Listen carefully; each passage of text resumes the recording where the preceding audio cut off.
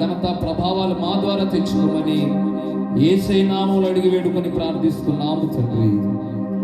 ఆమేన్.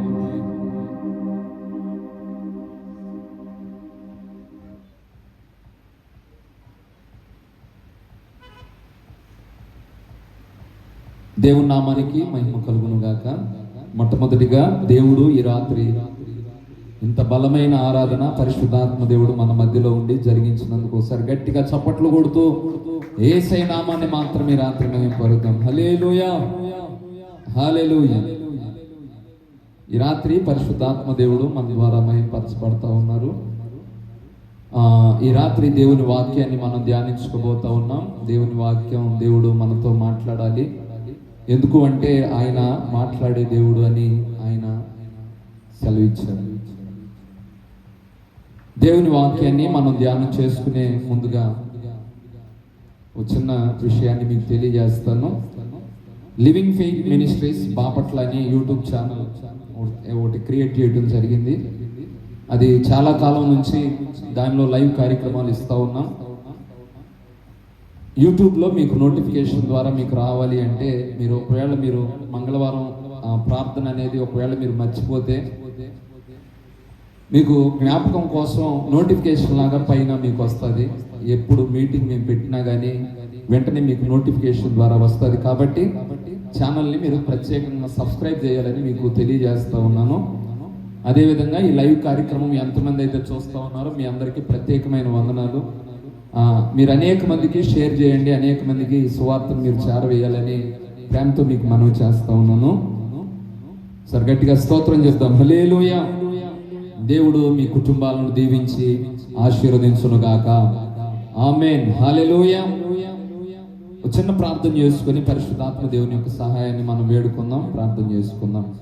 పరిశుద్ధము నమ్మకమైన ప్రియ పరలోకపు తండ్రి, నీకు స్తోత్రాలయ్యా. ఈ రాత్రి నాయన మీరు మాతో మాట్లాడండి. వాక్య వ్యతిరేకమైన ఆత్మలన్నీ యేసు నామములో లయమైపోవునుగాక. మీరే మాట్లాడి వినే చెవి గ్రహించే హృదయాన్ని మీరు ప్రతి బిడ్డకు మీరు దయచేసి మాట్లాడి మహిమ పొందమని యేసు నామములో అడిగి వేడుకొని ప్రార్థిస్తున్నాము తండ్రి. ఆమేన్, ఆమేన్. మొట్టమొదటిగా కూడి వచ్చిన మీ అందరికీ మన ప్రభువును రక్షకుడైన యేసుక్రీస్తు నామములో అందరికీ వందనాలు తెలియజేసుకుంటూ ఉన్నాను. అందరికీ వందనాలు ప్రియులారా. ఈ రాత్రి పరిశుద్ధాత్మ దేవుడు మనతో మాట్లాడబోతున్న దేవుని వాక్యాన్ని మనం చూద్దాం. దేవుని సన్నిధిలో దేవుడు ఖచ్చితంగా మనల్ని వెతుక్కుంటూ వచ్చే దేవుడు. దేవుడు ఈ రాత్రి మనతో మాట్లాడబోతున్న మాట ఏమిటి అంటే, నేను మిమ్మల్ని వెతుక్కుంటూ వచ్చిన దేవుణ్ణి అని దేవుడు మాట్లాడుతున్నాడు. ఈ రాత్రి పరిశుద్ధాత్మ దేవుడు మనతో మాట్లాడబోతున్న ఆ మాట ఏమిటంటే, దేవుడు ఎవరిని వెతుక్కుంటూ ఆయన వస్తాడు. నిజానికి మనమే వెతుక్కుంటూ దేవుణ్ణి వెతుక్కుంటూ వెళ్ళాలి. దేవుడు కూడా కొన్ని వాక్యాల్లో ఆయన చెప్పిన మాట ఏమిటంటే, అడుగుడి మీకు ఇవ్వబడును, వెదకుడి మీకు దొరుకును అని, తట్టుడి మీకు తీయబడును అనే మాటలో బైబిల్లో మనం చూస్తాం. మరి దేవుణ్ణి వెతకాల్సినటువంటి బాధ్యత దేవుడు మన మీద పెట్టాడు. కానీ ఈ రాత్రి దేవుడు ఏమంటున్నాడంటే, నేనే నీ కోసం వెతుక్కుంటా, నేను నీ కోసం వస్తాను. ఎంత గొప్ప మాట ఇది, ఒకసారి మీరు ఆలోచించండి.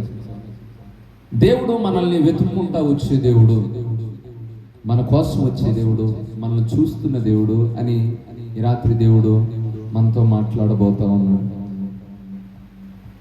ఈరోజు వాక్యములో చూద్దాం, మనం దేవుడితో మాట్లాడే మాట, దేవుడు మనతో మాట్లాడే మాట చూద్దాం. లోకాసు వార్త 19వ అధ్యాయము 10వ వచనాన్ని మనం చదువుదాం. లోకాసు వార్త 19వ అధ్యాయము 10వ వచనాన్ని మనం చదువుదాం. నశించిన దానిని వెదకి రక్షించుటకు మనుష్య కుమారుడు వచ్చినని అతనితో చెప్పాను. చూడండి, దేవుడు వెతుక్కుంటూ వచ్చాడంట. చూడండి, మన కోసం. చాలా మంది జీవితాలు ఈరోజు దేవుని సన్నిధిలో టోటల్ గా మనం చూస్తే చాలా మంది రక్షించబడటానికి కారణం ఏమిటంటే, కొంతమంది దేవుణ్ణి వెతుక్కుంటూ వెళ్తారు. కొంతమంది నిజమైన దేవుడు ఎవరో తెలియాలి అని చెప్పి సత్యాన్ని తెలుసుకోవటానికి చాలా మంది వెళ్తారు.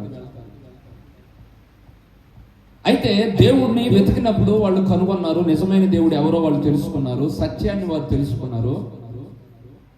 అయితే ఈ రాత్రి మీరు వెతకకపోయినా కానీ నేను మిమ్మల్ని వెతికాను అని దేవుడు మాట్లాడుతున్నాడు. ఇలాంటి అనుభవంలో చాలా తక్కువ మందే నడిపించబడ్డారు బైబిల్లో ప్రియులారా. అంటే దేవుడే వాళ్ళని వెతుక్కుంటూ వచ్చాడు, దేవుడే వాళ్ళ దగ్గరకు వెళ్ళాడు, దేవుడే వాళ్ళకి సువార్త ప్రకటించడానికి, దేవుడు స్వస్థపరచడానికి, వారి జీవితాలను మార్చడానికి, వారిని అభిషేకించడానికి దేవుడే వెతుక్కుంటూ కొంతమంది దగ్గరికి వెళ్ళాడు. అది వాళ్ళ ధన్యత అని మనం చెప్పవచ్చు. ఇక్కడ చదవబడిన లేఖన భాగాన్ని మనం ఆధారం చేసుకుని రాత్రి దేవుడు మనతో మాట్లాడబోతా ఉన్నారు. నశించిన దానిని వెతికి రక్షించుటకు మనుష్య కుమారుడి లోకానికి వచ్చాడు. దేవుడు వెతుకుతున్నాడంట. ఎవరి కోసం వెతుకుతున్నాడు ఈ రాత్రి? దేవుడు ఎవరి కోసం ఆయన సర్చింగ్ చేస్తున్నాడు? ఎవరి జీవితాల్లో ఆయన తన కార్యాన్ని జరిగించాలని ఆశపడుతున్నాడు ఈ రాత్రి?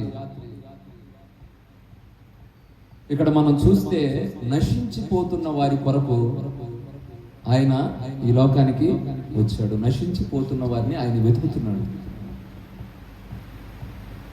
ఈ రాత్రి దేవుడు ఎవరు కావాలి, ఆయనకి అవసరం ఎవరు కావాలి అంటే నశించిపోతున్నటువంటి బిడ్డలో దేవునికి అవసరమని దేవుడు స్పష్టంగా మాట్లాడుతున్నాడు.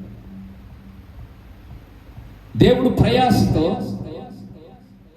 కొన్ని వేల సంవత్సరాల క్రితం నరవతారిగా ఈ లోకానికి వచ్చి తన యవ్వన రక్తాన్ని ప్రతి వ్యక్తి కోసం తన రక్తాన్ని చిందించింది. ఎందుకు అంటే నశించిపోతున్నటువంటి వ్యక్తులను ఆయన రక్షించడానికే తన యవ్వన రక్తాన్ని ఆయన చిందించాడు.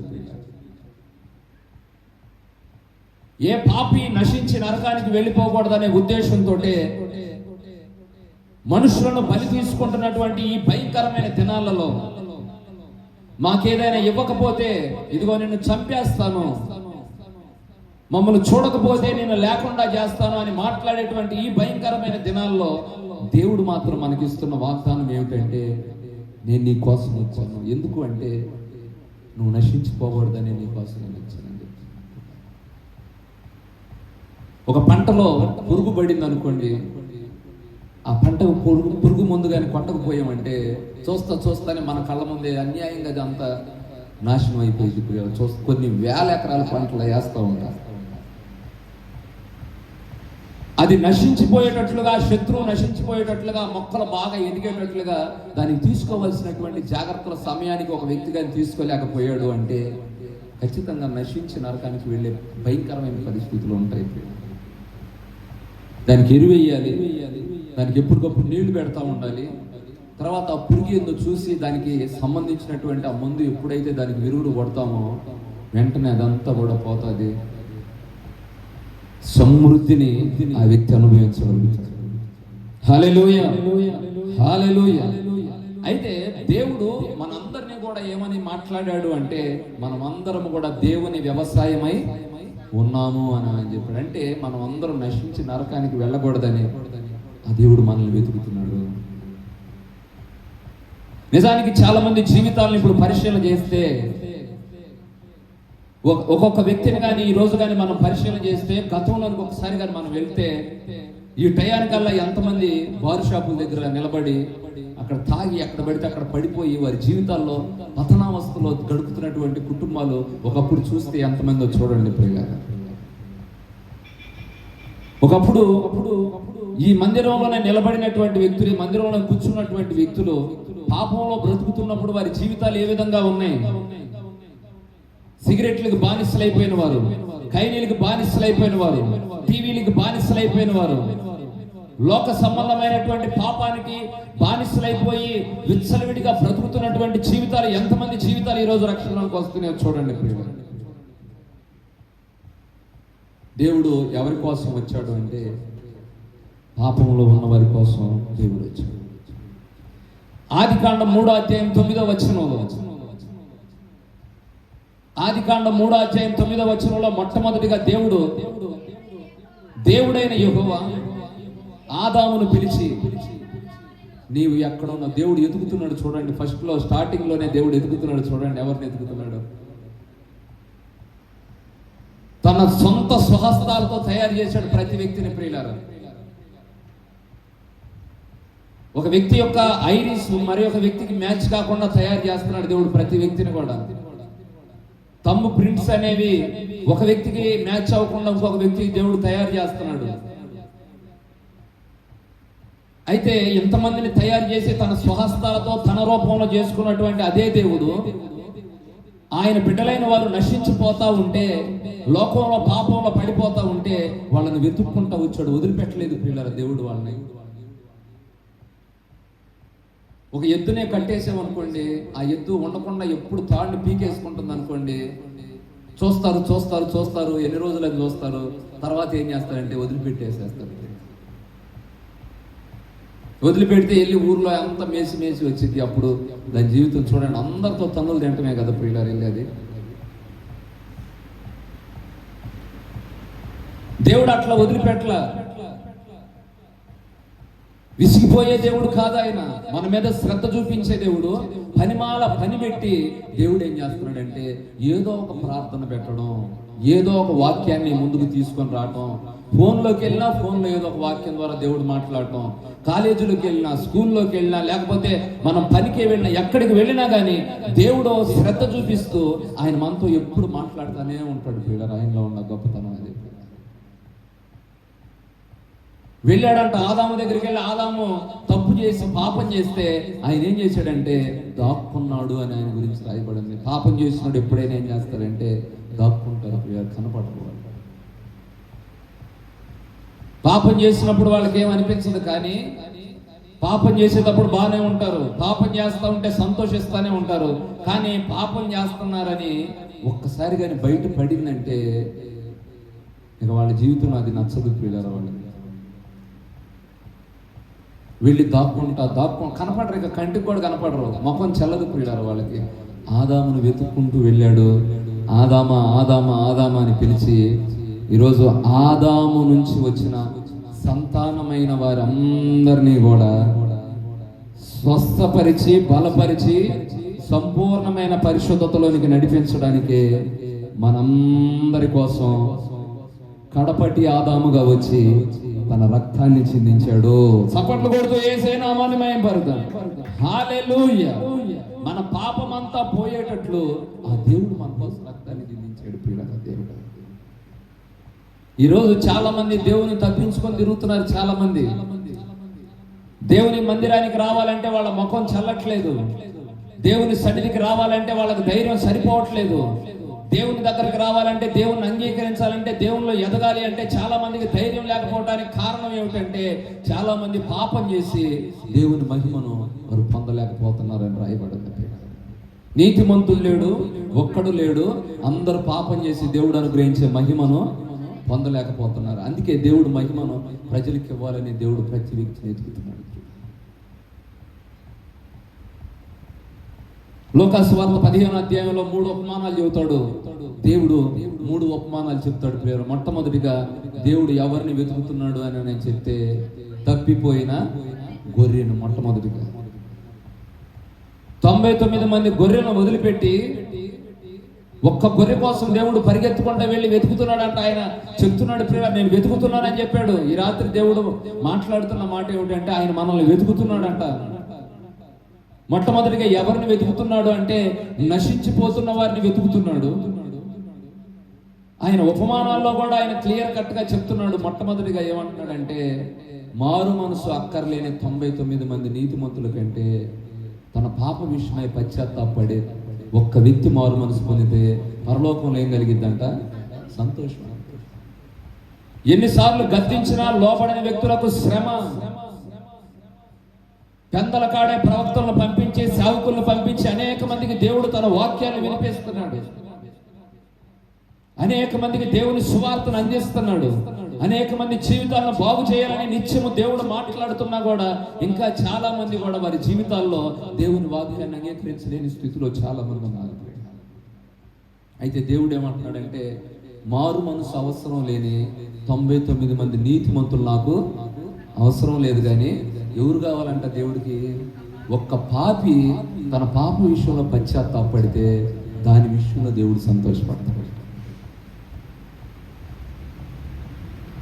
ఎంతో మంది ఉండొచ్చు, కొరాజీనా బెత్సయిదా గురించి దేవుడు మాట్లాడాడు. అయ్యో కొరాజీనా బెత్సయిదా, మీకు చేసిన అద్భుత కార్యాలు ఆనాడు సొదొమ గొమొర్రా పట్టణాల్లో చేసి ఉంటే వారు గోనె పట్ట ధరించుకొని ఉపవాసం ఉండి పశ్చాత్తాపడి మారు మనసు పొందుండేవాళ్ళు అని నేను దేవుడు మాట్లాడుతున్నాడు. ప్రియులారా, ఆకాశం అంత ఎత్తుకు ఎదిగిపోయావని అనుకుంటున్నావు కానీ నువ్వు విశ్వాసంలో పాతాళం అంత లోతుకి ఏమైపోయావు అని చెప్పాడు, దిగబడిపోయావని నేను చెప్పాడు. ప్రియులారా, జీవించుచున్నావన్న పేరు మాత్రం ఉంది కానీ నీవు ఏమని చెప్పాడు, మృతుడవే, ఆత్మలో చచ్చిన స్థితిలో నువ్వు ఉండవని దేవుడు మాట్లాడాడు. ఎవరి కోసం దేవుడు వెతుకుతున్నాడు? తర్వాత రెండవ ఉపమానంలో ఏమంటాడంటే 10 వెండి నాణ్యాలు ఉంటే 10 వెండి నాణ్యాలు ఏం పోగొట్టుకుందంట, 1 వెండి నాణ్యాన్ని పోగొట్టుకుని దాన్ని ఎదుగుతున్నాడంట రాత్రి. ప్రియులారా, చీపురు తీసుకొని మొత్తం చెత్త అంతా ఊడ్చేస్తున్నాడు, చెత్త అంతా బయట పడేస్తున్నాడు, తీసుకెళ్లి పడేసి చూడండి ఆ శ్రేష్టమైన వెండి నాణ్యం కోసం దేవుడు వెతుకుతున్నాడు మన జీవితాన్ని. దేవుడు ఒక వ్యక్తిని ఎట్లా చేస్తాడంటే వెండిని నిర్మలము చేయు రీతిగా ఏం చేస్తాడంట, మనల్ని ఆయన నిర్మలం చేస్తాడంట. అగ్నిలో పుటం వేస్తాడంట, బంగారంలో ఏదైనా చెడుకుంటే కడిగి వేస్తాడంట. ప్రియులారా, అది దొరికినప్పుడు దేవుడు ఎంతో సంతోషపడతాడు. తిరిగి నా యొద్దకురా, నీ విశ్వాసాన్ని నేను బాగు చేస్తానని చెప్పాడు. మరువబడిన వేశ్య మరలా తిరిగి నా యొద్దకురా, నీ విశ్వాసాన్ని నేను బాగు చేస్తానని దేవుడు చెప్పాడు. ప్రియులారా, ప్రభు కోసం నిలబడాలని ఆశ కలిగిన ప్రతి వ్యక్తిని దేవుడు ఎదుగుతున్నాడు. కొంతమంది దైవజనులు అయినటువంటి మా దగ్గరకు వచ్చి ఏమని చెబుతారంటే, మేము కూడా మారు మనసు పొందాలని ప్రార్థన చేయ, మేము కూడా యేసయ్య కోసం నిలబడాలని మేము ఆశపడుతున్నామయ్యా, మా కుటుంబం అంతా దేవుడి సన్నిధిలో ఉండాలని మేము ఆశపడుతున్నాం కానీ మేము మారు మనసు పొందలేకపోతున్నామని చాలా మంది అడుగుతూ ఉంటారు, ప్రేయర్ రిక్వెస్ట్ రాస్తూ ఉంటారు.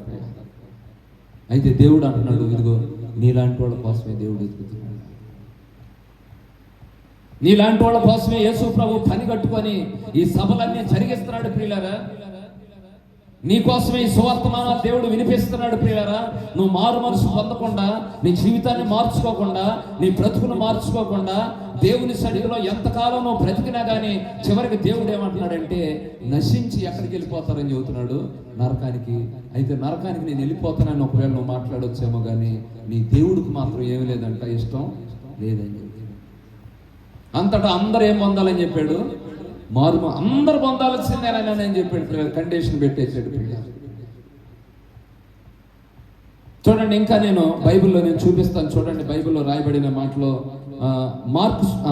మనం చూస్తే ప్రియులారా, యోహాను సువార్త 4వ అధ్యాయంలో మనం చూస్తే సమరయ స్త్రీ, సమరయ స్త్రీ వ్యభిచారం చేసుకుంటా తిరుగుతుంది లోకంలో. ప్రియులారు, ఎవరికి తెలియకుండా ప్రియులారు వ్యభిచారం చేస్తారు.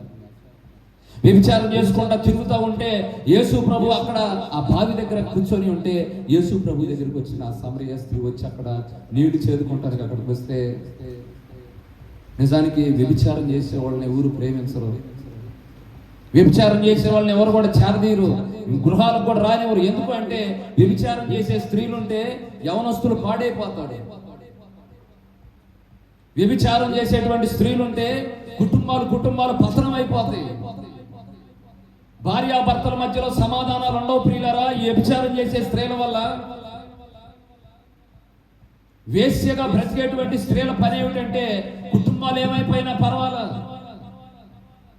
ఒక వ్యక్తి జీవితం పతనం అయిపోయినా పర్వాలా, వాళ్ళు ప్రార్థన నుంచి తొలగిపోయినా పర్వాలా, బాప్తీసం తీసుకున్నా పర్వాలా, వాళ్ళు దేవుని బిడ్డలైనా పర్వాలా, వాళ్ళతో పాపం చేయాలి, వాళ్ళ జీవితాలు పోవాలి, మేము సుఖాన్ని అనుభవించాలని కోరుకునే వాళ్ళు ఈ వ్యభిచారం చేసేటువంటి వ్యక్తులు.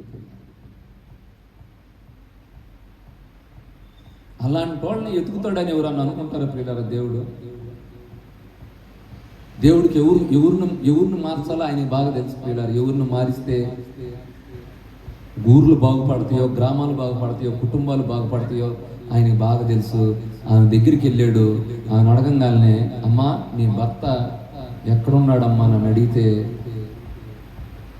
అని చెప్పింది, అసలు నాకు భర్తే లేడయ్యా అని చెప్పింది.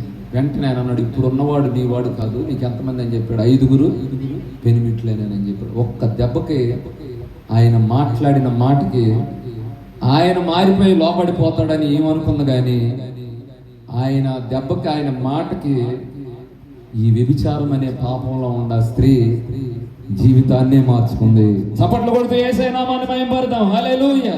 బలంగా బలంగా చప్పట్లు కొడుతూ యేసయ్య నామాన్ని మహిమపడదాం. ఎంత గొప్ప కార్యం చేశాడో దేవుడు చూడండి ప్రియులారా. ఊరు బాగుపడింది, కుటుంబాలు కట్టబడుతున్నాయి, కుటుంబాల్లో నెమ్మది ఉంటుంది.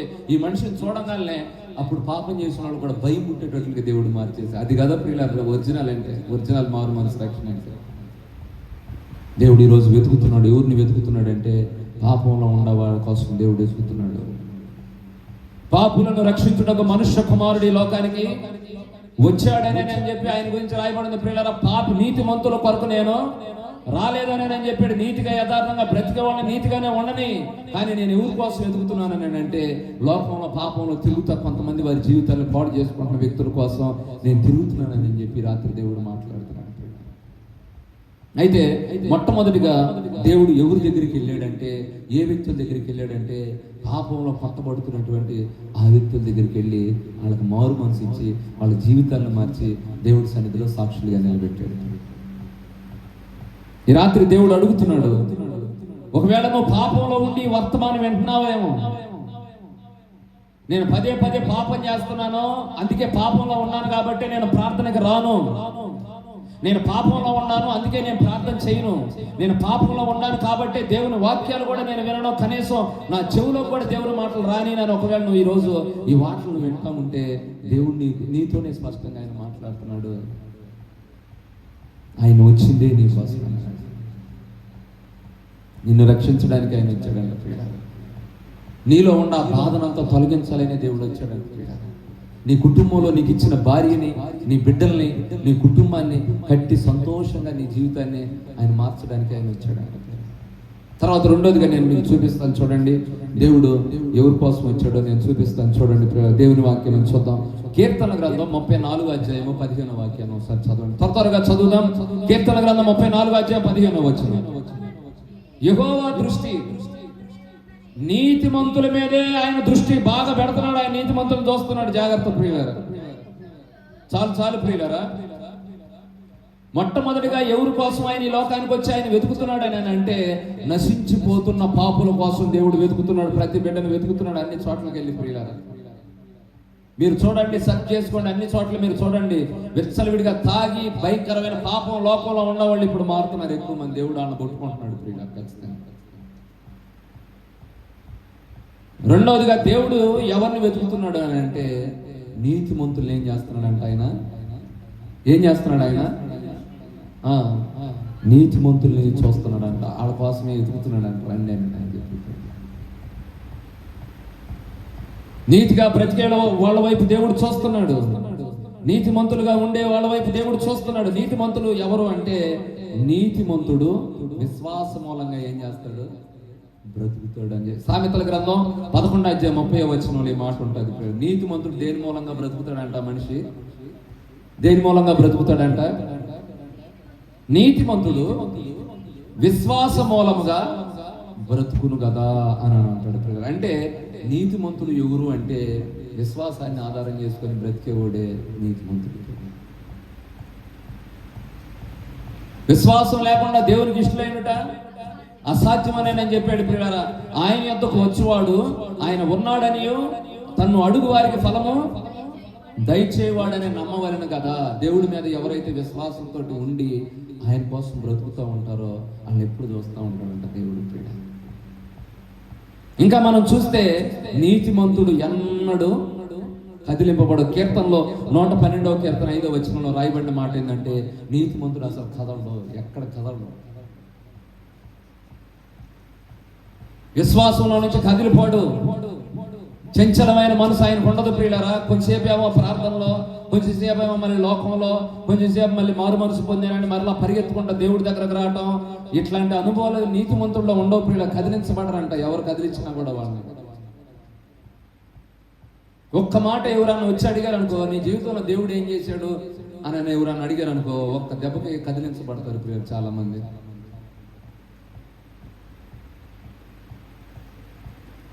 కానీ కొంతమంది దేవుని బిడ్డలు కొంతమంది సాక్ష్యం చెప్పారు, మా దేవుడు మమ్మల్ని రక్షించకపోయినా మేము మాత్రం అసలు మొత్తం అని చెప్పారు. హల్లెలూయా, హల్లెలూయా. అసలు దేవుడు మా జీవితంలో కార్యం చేసినా చేయకపోయినా ఆయన మాత్రం దేవుడు అనేవాళ్ళే నిజమైన విశ్వాసం కలిగిన వాళ్ళు నీతిమంతులు అని చెబుతున్నాడు. నీతిమంతుడు దేని మూలంగా జీవిస్తాడంట? విశ్వాసం మూలంగా జీవిస్తాడు. రెండవదిగా నీతిమంతుడు ఎన్నడూ ఎన్ని శోధనలు వచ్చినా, సమస్యలు వచ్చినా, కష్టాలు వచ్చినా కానీ పొరపాటును కూడా ఏం చేయబడ్డంట? అసలు కదిలించు. సాతాను వచ్చి ఓర్ని ఊపుతా ఉంటాడు, కదులు కదులు కదులు అని నెడతా ఉంటాడు. ప్రియులారా, వాడు ఇసుక మీద కట్టబడిన గృహాలు ఉంటాయి చూసారా? ఇసుక మీద కట్టబడిన గృహాలు వరద వచ్చిందంటే ఒక్క దెబ్బకి కొట్టుకొని పోయిద్దంట. పునాదుల మీద కట్టబడిన గృహం మాత్రం యేసయ్య కోసం కదలకుండా సియోను కొండవలే నా దేవుడు నిలబెడతాడంట. చప్పట్లు కొడుతూ యేసయ్య నామాన్ని మయం పరుగా బలంగా బలంగా చప్పట్లు కొడుతూ యేసయ్య నామాన్ని మయం. వాళ్ళు నీతిమంతులు. ప్రియులారా, దేవుడు ఎవరిని చూస్తాడు? దేవుడి మీద ఆధారపడి విశ్వాసంతో దేవుడి కోసం ఎదురు చూసే వాళ్ళని దేవుడు చూస్తూ ఉంటాడు. రెండోదిగా దేవుడు ఎవరిని చూస్తాడంటే ఎన్నడూ కదిలింపబడని వారిని దేవుడు చూస్తాడంట. సామెతల గ్రంథం 24:16 కూడా రాయబడిన మాట ఏమిటంటే, నీతిమంతుడు 7 సార్లు పడినా మరలా ఏం చేస్తాడు? ఆ వ్యక్తి లెగిసి దేవుడి కోసం నిలబడతాడు. లోపాలు ఉండొచ్చు, బలహీనతలు ఉండొచ్చు, దేవునికి దూరం అయ్యే పరిస్థితులు ఒకవేళ వచ్చి ఉండొచ్చు. కానీ ఒకవేళ ఎన్ని సమస్యలు వచ్చినా, శోధనలు వచ్చినా నీతి కలిగినోడు ఏం చేస్తాడంటే మరలా లేచి దేవుడి సన్నిధిలో నిలబడటానికి తను ఎప్పుడు ప్రయాసపడతాడు.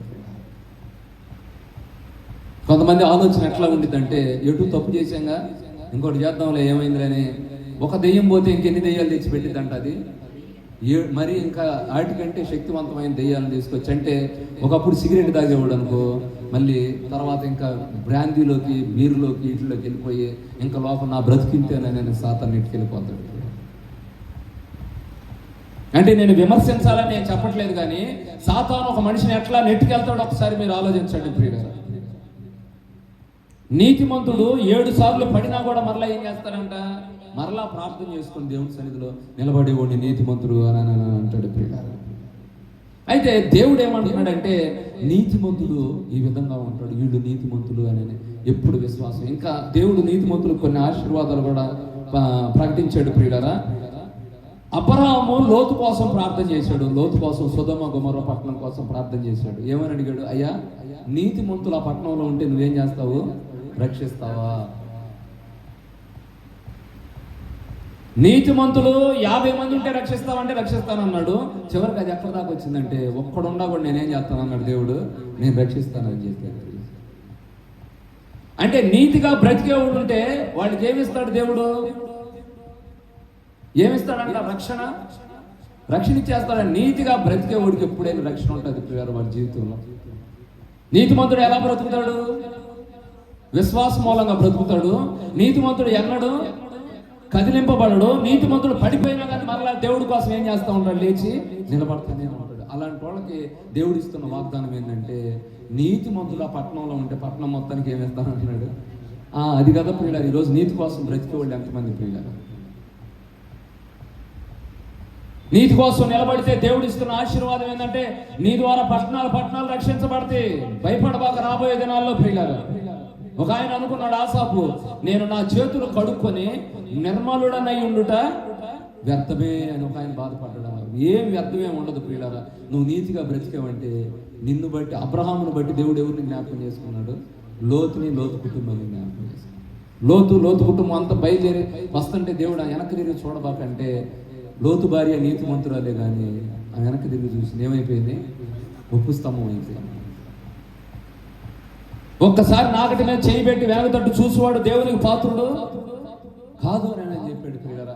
దేవుని సన్నిధిలో పౌలు గారు చేసిన ప్రార్థన, ఆయన చెప్పిన సాక్ష్యం ఏమిటంటే, విశ్వాసమునకు కర్తయు దానిని కొనసాగించువాడు నేను యేసు వైపు చూస్తూ పందెపు రంగమునందు ఓపికతో నేనేం చేయాలని చెప్పాడు? పరిగెత్తుచున్నాను. వెనుకున్నావు మరిచి దేని కొరకు పరిగెత్తున్నాడంట ఆయన? ఊరికి వెనకుండా చూసుకుంటాం కాదు ప్రియులారా. ఈ రోజు నుంచి అయినా దేవుడి కోసం నేను నిలబడదాం. రేపటి నుంచి అయినా దేవుడి కోసం నేను నిలబడదాం. ఈ రోజు నుంచి అయినా నేను ప్రారంభిద్దాం అని చెప్పి ఎప్పుడైతే ఒక తీర్మానంతో నువ్వు నడిపించబడతావో అలాంటి దేవుడు ఆశీర్వదిస్తాడు. సామెతల గ్రంథంలో ఇంకా మనం చూస్తే 10వ అధ్యాయం 6వ వచనంలో మనం చదివితే, నీతిమంతుడు తల మీదకి ఏమొచ్చిందని చెప్పాడు? వెతుక్కుంటూ వస్తాయి ప్రియులారా. నువ్వు పరిగెత్తుకుంటే దేనికోసం పడితే దానికోసం నువ్వు పరిగెత్తడం కాదు, వాళ్ళే నీ కోసం పరిగెత్తుకుంటూ వస్తాయి. నీతిమంతుల తల మీదకి ఆశీర్వాదములు వచ్చును అని అన్నాడు. వీళ్ళు ఎవరు పడితే వాళ్ళు చూడండి ప్రియులారా, ఆశీర్వాదాల కోసం మనం పరిగెత్తడం కాదు. మన కోసం ఏమవుతాయి అంటే ఎత్తుక్కుంటా పలానోళ్ళు ఎక్కడున్నారు పలానోళ్ళు ఎక్కడున్నారని ఎత్తుక్కుంటూ రావాలి. అది ఒరిజినల్ అండి. ఎత్తుక్కుంటూ రావాల్సిందే ప్రియులారా దేవుడి దగ్గరికి ఎవరైనా సరే. కానీ దేవుడు ఏమంటున్నాడంటే నేనే నిన్ను ఎత్తుక్కుంటూ వస్తున్నాను, నువ్వు భయపడబాక. మొట్టమొదటిగా ఎవరి కోసం వచ్చాడంటే పాపంలో లోకంలో ఉన్న వాళ్ళ కోసం వచ్చాడంట. రెండోదిగా ఆయన ఎవరిని ఎతుకుతున్నాడంటే నీతిమంతులను కూడా ఎతుకుతున్నాడు. నీతికి ఒక ఉంటున్నారు కొంతమంది విశ్వాసంతో బ్రతుకుతున్నారు, కదిలింపబడకుండా దేవుడి కోసం నిలబడి బ్రతుకుతున్నారు, లోకంలో పడకుండా బ్రతుకుతున్నారు. ఒకవేళ పడిపోయినా కానీ మరలా తిరిగి లెగుస్తున్నారు. వాళ్ళ మీద తల మీదకి ఏం వస్తాయి అంటున్నాడు, ఆశీర్వాదాలు వస్తాయి అంటున్నాడు. ఆ నీతిమంతులు అంటే పట్టణం మొత్తం రక్షణ. కీర్తనలో 37:25 కూడా ఏమన్నాడంటే నీతిమంతులు భిక్షమెత్తుకొనుట నేను అన్నాడు. ఒకటి దగ్గర చేయి చాపనీయడంట వాళ్ళకి ఇచ్చిన బ్లెస్సింగ్ నీతిమంతుడి. నీతిగా బ్రతికితే వచ్చే ఆశీర్వాదం, నీతిగా ఉంటే దేవుడిచ్చే కృప, దేవుడు వెంపడబడి వచ్చి ఆశీర్వదించే గొప్ప కార్యం ఏంటంటే నీతిమంతుడు అనేవాడు ఇంత మటుకి భిక్షమెత్తుకొనుట నేను చూడలేదు అని చెప్పి నీతి వెళ్తుంది. మరి భిక్షం ఎత్తుకుంటున్నాడంటే అర్థమైంది ఆయనలో ఏమి లేదని అర్థం, నీతి లేదని అర్థం. నీతి లేని వాళ్ళే ఆ పని చేస్తున్నాడు. వాక్యం చెబుతుంది ఈ మాట. చాలా నిన్న ఒక రెండు రోజుల క్రితం మోటార్ పాడైంది. మోటార్ నీళ్ళు రావట్లేదు. మోటార్ నీళ్ళు రాకపోతుంటే శతవిధాలు మేము ప్రయత్నం చేసాం, మా ప్రయోగాలన్నీ మేము చేసాం. అంతకుముందు చేస్తే నీళ్లు పోస్తే కొడితే వచ్చాయి నీళ్లు. సరే అట్లా ట్రై చేద్దామని చెప్పి ట్రై చేశాను. పై పైన చేయాల్సినవి అన్ని పైన అన్నీ రాశాను. ఇప్పుడు భుజం చెయ్యి ఇరిగింది అనుకోండి, లోపల ఎముక ఫ్రాక్చర్ అయింది అనుకో, పైన ఎన్ని జెండు బాంబు రాస్తే ఏం ఉపయోగం, ఎన్ని స్ప్రేలు కొట్టిన ఏం ఉపయోగం. లోపల ఆపరేషన్ చేసి దానికి లైన్ చేసి బోల్ట్ ఫిట్టింగ్ చేసి అప్పుడు కడితే అది మాయమైపోయింది. మేమంతా పైన చేయాల్సినవి అన్ని పైన అన్ని మేము చేసాం, మా వల్ల కాదు. అయితే అంతా మేము ట్రై చేసిన తర్వాత మోటార్లు బాగు చేసేవాళ్ళు ఎక్కడ ఉన్నారని అని చెప్పి ఎంక్వైరీ చేస్తే బాపట్లో ఉన్నాడని అని చెప్పి వచ్చింది ఒక చోట. ఆయన ఏమంటున్నాడు, డిమాండ్ అంత డిమాండ్, నేను రావాలంటే మీరే రండి బండి వేసుకొని వచ్చి ఎక్కించుకెళ్ళండి అని నన్ను అడుగుతున్నాడు.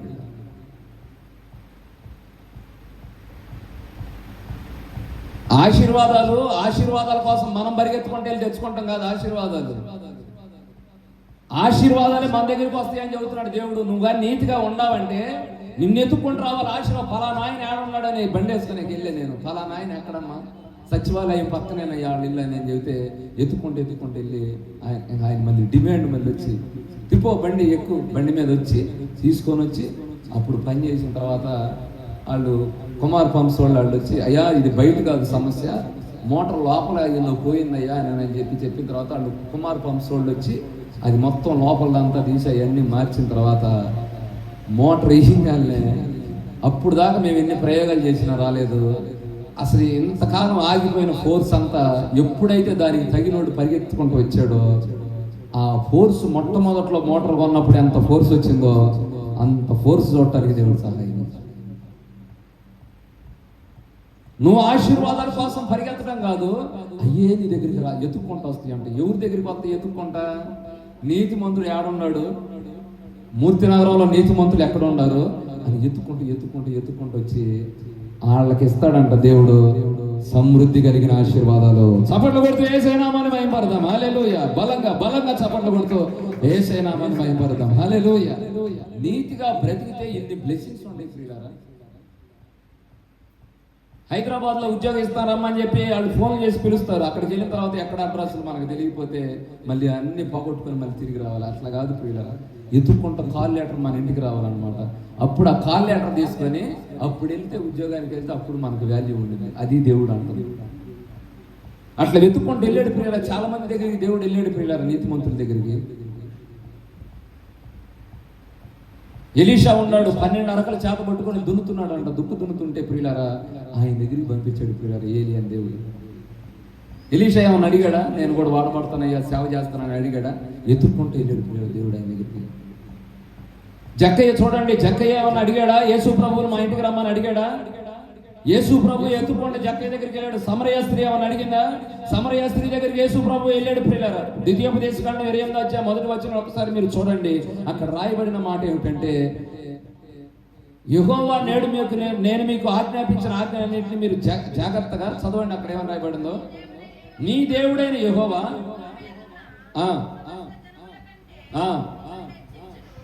సమస్త జన్మల కంటే హెచ్చించాలంటే ఏం చేయాలని చెప్పిందో, ఆయన మాటను శ్రద్ధగా వింటే ఆశీర్వాదాలు మనం వెళ్ళి కొట్టుకురావటం కాదు, ఆశీర్వాదాలు ఏం చేస్తాయంట మన దగ్గరికి పరిగెత్తుకుంటుంది. హల్లెలూయా, హల్లెలూయా. నీతిమంతుడుగా మార్చబడాలి ప్రియులారా. నువ్వు మొట్టమొదటిగా దేవుడు నీతో మాట్లాడుతున్న మాట ఏంటంటే, పాపులను రక్షించడానికి యేసు ప్రభు ఈ లోకానికి వెతుకుతున్నాడు. పాపంలో ఉండవాళ్ళనే వెతుకుతున్నాడు. పాపంలో ఉండవాళ్ళనే ఆయన రక్షించాలని దేవుడు కోరుకుంటున్నాడు. ప్రియులారా, మారు మనసు కావాలంట నీకు. మనిషిగా మతం కాదు మారాల్సింది, కులం కాదు మారాల్సింది, ఏరియా కాదు మారాల్సింది. నువ్వు ఎక్కడున్నా కూడా బ్లెస్ అవ్వాలి అంటే మొట్టమొదటిగా మారాల్సింది నీ మైండ్, నీ మనసు మారాలి ప్రియులారా. నీ బ్రతుకు మారాలి అంటే ఏ స్థలంలో ఉండవు కూడా దేవుడు మనల్ని ఏం చేస్తాడు? ఆయన మనల్ని బట్టి పక్కన దీవించబడాలి. అది దేవుడిలో ఉన్న గొప్పతనం. అబ్రహామును బట్టి దేవుడు ఏం చేశాడు? ఆ పట్టణాన్ని రక్షిస్తానని అని చెప్పాడు. రెండవదిగా ఏమంటున్నాడంటే, నీతిమంతులు నేను వెతుకుతున్నా. నీతిమంతులు ఎవరు ఉన్నారో వాళ్ళకి ఇద్దాం అనుకుంటున్నా. బ్లెస్సింగ్స్ కానీ ఆశీర్వాదాలు కానీ ఇవన్నీ ఇస్తానని. తల మీదకు వస్తాయి అంట ఆశీర్వాదాలు. దావీదు యొక్క తండ్రి పేరేంది? యెషయి. యెషయికి ఎంతమంది కుమారులు? 8 మంది కుమారులు అయితే 7 బాగా సిద్ధపడుతున్నారు పిల్లలు. ఆ పోస్ట్ మాకు వస్తాదేమో, సౌలు ఏలుబడి చేస్తున్నా పోస్ట్ మాకు వస్తాదేమో అని చెప్పి బాగా వీళ్ళు ప్రాక్టీస్ అవుతున్నారు, ఎక్సర్సైజ్ చేస్తున్నారు. అన్ని మంచి డైట్ తీసుకుంటున్నారు, మంచి ఫుడ్ తీసుకుంటున్నారు. కానీ అరణ్యంలో ఉన్నాడు. ఆయన ఎత్తుకుంటూ వచ్చాడండి. ఇది దీర్ఘదర్శి. ఏ ప్రవక్త? సమూయేలు ప్రవక్త ఎత్తుక్కుంటూ వెళ్తున్నాడు. ఎత్తుక్కుంటూ వస్తాడు ప్రియులారా మన కోసం దేవుడు. ఖచ్చితంగా మనల్ని ఎత్తుక్కుంటూ వస్తాడు. పలానా వ్యక్తి ఎక్కడ ఉన్నాడో చెప్పండి అని చెప్పి ఎత్తుక్కుంటూ వచ్చి మనల్ని ఆశీర్వదించాలని ఆయన చెబుతున్నాడు ప్రియులారా. ఆయన ఆశీర్వదించాలి అంటే నీతిగా మారిపోవాలి. అదే ప్రియులారా దేవుడు. నీతిగా మారిపో. నువ్వు అట్ట మారితే దేవుడు ఎందుకు ఆశీర్వదించాడు? ఒకసారి నువ్వు ఆలోచించు. నీతిమంతుడుగా మారాలంటే ఏం చేయాలో ఒకటే దానికి ఒక ఆన్సర్ నేను మీకు చెప్తాను. చూడండి ప్రియులారా, నీతిమంతుడిగా మారాలంటే ఏం చేయాలి? నేను రోమీయులకు రాసిన పత్రిక 3వ అధ్యాయం 22వ వచనం ఒకసారి చూడండి. నీతిమంతుడిగా మారాలి అంటే ఏం చేయాలో చూపిస్తాను. చూడండి 3:22లో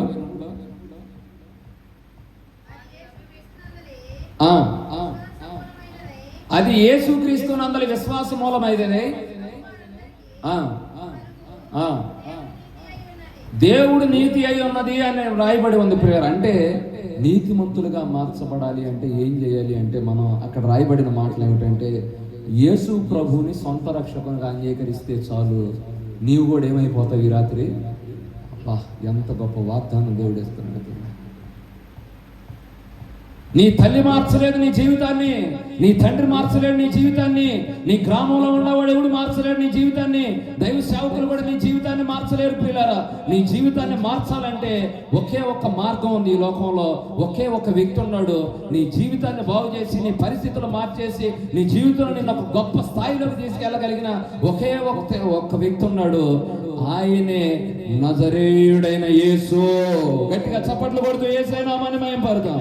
గట్టిగా చప్పట్లు కొడుతూ యేసే నామాన్ని మహిమపడతాం. హల్లెలూయా. యేసు ప్రభుకి అసాధ్యమైంది ఏది కూడా లేదు. అందరిని మార్చేసే దేవుడు. ఈరోజు ప్రతి వ్యక్తి కూడా యేసు ప్రభుని నమ్ముకోవడానికి కారణం ఏంటంటే, ఆయన అనేక మంది జీవితాన్ని మార్చాడు, బ్రతుకులు మార్చాడు, కుటుంబాల్లో నెమ్మదినిచ్చాడు. తల్లిదండ్రులకి నెమ్మది లేదు, కుటుంబంలో బంధువులకి నెమ్మది లేదు, ఆ బిడ్డలకి నెమ్మది లేదు. అయ్యా మార్చండి అని ప్రార్థన చేస్తే యేసయ్య దగ్గరికి వచ్చి పాపాలు ఒప్పుకొని సరి చేసుకున్న వాళ్ళ బ్రతుకులు ఒక్క దెబ్బకు మారిపోయినాయి. మొట్టమొదటిగా దేవుడు ఎవరిని వెతుకుతున్నాడంటే, నశించిపోతున్న వారికి మారు మనసు కలిగి చేయడానికి దేవుడు తిరుగుతున్నాడు. రెండవదిగా ఎవరి కోసం దేవుడు తిరుగుతున్నాడంటే, ఎవరైనా నీతిమంతులు ఉన్నారా? యేసు ప్రభు నమ్ముకునే వాళ్ళు ఉన్నారా? ఫస్ట్ ఏం చేయాలంటే మారు మనసు పొందాలి. రెండోదిగా యేసు ప్రభుని సొంత రక్షకునిగా అంగీకరించాలి. దేవుడు అని నేను నోటితో ఒప్పుకోవాలి. ఆయన నా కోసం చనిపోయాడు, సిలువలో రక్తాన్ని కార్చాడు, ఆయన నా కోసం బలి అయిపోయి నా పాపాలన్నీ తొలగించాడని నీ నోటితో ఒప్పుకొని హృదయంలో కానీ నువ్వు అంగీకరిస్తే ఈ రోజైతే దేవుడు నీ జీవితంలోకి రావాలని ఆశపడుతున్నాడు, నీ ఇంట్లోకి రావాలని ఆశపడుతున్నాడు, నీ గురించి ఒక బలమైన సాక్ష్యాన్ని దేవుడు ఇవ్వాలని రాత్రి ఆశపడుతున్నాడు. ప్రియులారా, ఆయనకు అసాధ్యమైంది ఏది ఈ లోకంలో లేదు. ఒక కుర్రోడు ప్రియులారా, యవనస్తుడే. యవన కాలంలో ఒక వ్యక్తి ఎట్లా ఉండాలి? మంచి బలంగా ఉండాలి, బలమైన ఆహారం తీసుకోవాలి, ఒక మంచి సాక్ష్యాన్ని పొందుకోవాలి, మంచి డ్రెస్ వేసుకోవాలి, అవసరమైతే ఒక మంచి చదువు చదువుకోవాలి, మంచి ఉద్యోగం చేయాలి.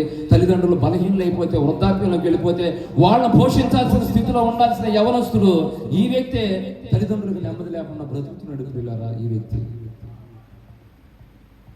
లెగిసిన దగ్గర నుంచి ఈ వ్యక్తి ఎక్కడ బ్రతుకుతున్నాడు అంటే వెళ్ళి సమాధుల తోటలో ఉంటున్నాడు.